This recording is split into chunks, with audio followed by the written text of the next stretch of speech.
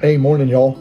I'm sitting here just praying, drinking coffee, spending time with Jesus. I'm trying to just get in his presence. In a world that we're living in right now, it's hard to just seek his presence, isn't it? It feels like we're spending more time arguing and throwing our opinions out and saying whatever we want on social media and hurting people.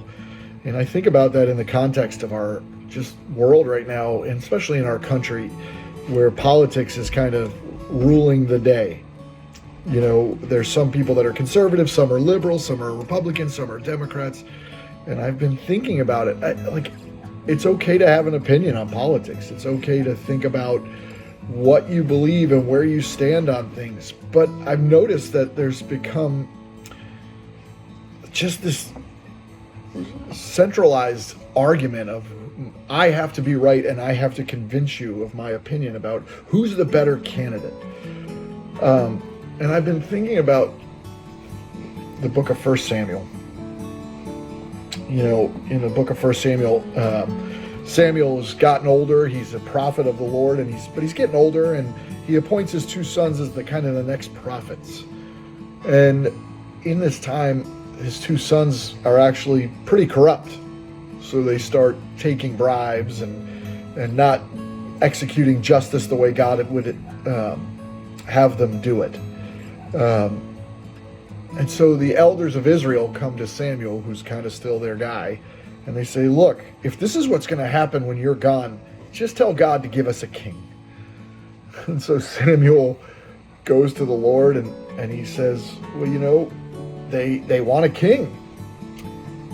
And God's response it's like so perfectly loving to Samuel. He says, Samuel, you're probably taking this pretty personal that they're attacking you. And the reality is they're not. They're rejecting me as the king. God says, I brought them out of Egypt and they started rejecting me. They're not rejecting you, Samuel. They're rejecting me as their king. In other words, God was saying, I'm sovereign. I am their king. I have what's best for them, but they're turning their backs on me.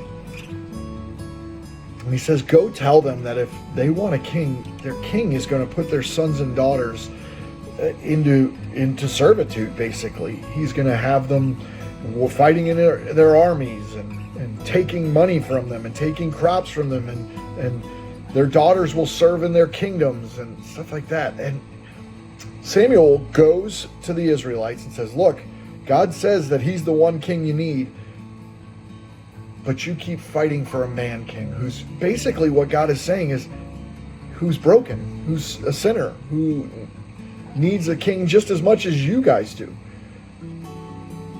And I think about that in the climate of our current political. One side says this guy's right, one guy says this guy's right. One person says Trump, the other says Kamala Harris. Oh, Biden's this, Trump's that, Harris is this. And the reality is this. Our only allegiance is to God. Our biggest allegiance is to God. But yet we seem to turn our backs and say we think that this broken human is going to fix our problems. That he or she is going to solve all the world's crises. And the reality is the further we turn our backs on God, the further we're getting away from the one true King, the sovereign Lord of Lords. So my question is your allegiance to a political candidate or to God? And yeah, I'm speaking to my Christ-following friends out there, stop arguing about politics with people. You know who the King of Kings is.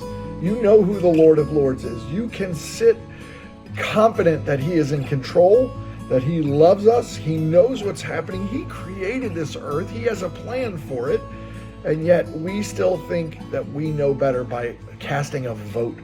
Guys, the reality is this: no matter who we vote for, they're broken, they're a sinner. I'm broken, you're broken, we're all broken.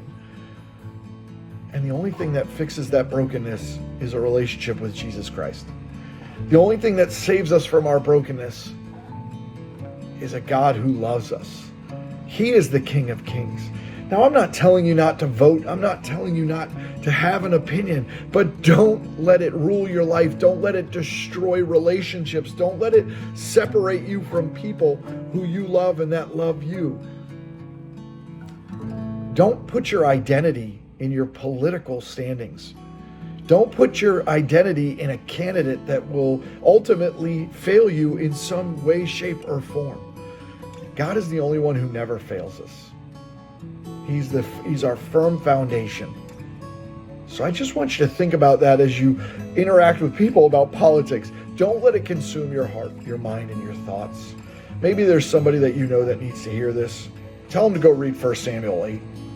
Show them that people are flawed, God is not. People will fail us. Even our favorite political candidates will fail us, but God will not, because He's the only one that's perfect. Think about that. I love y'all. Have a great Thursday today. And if you ever need anything, reach out.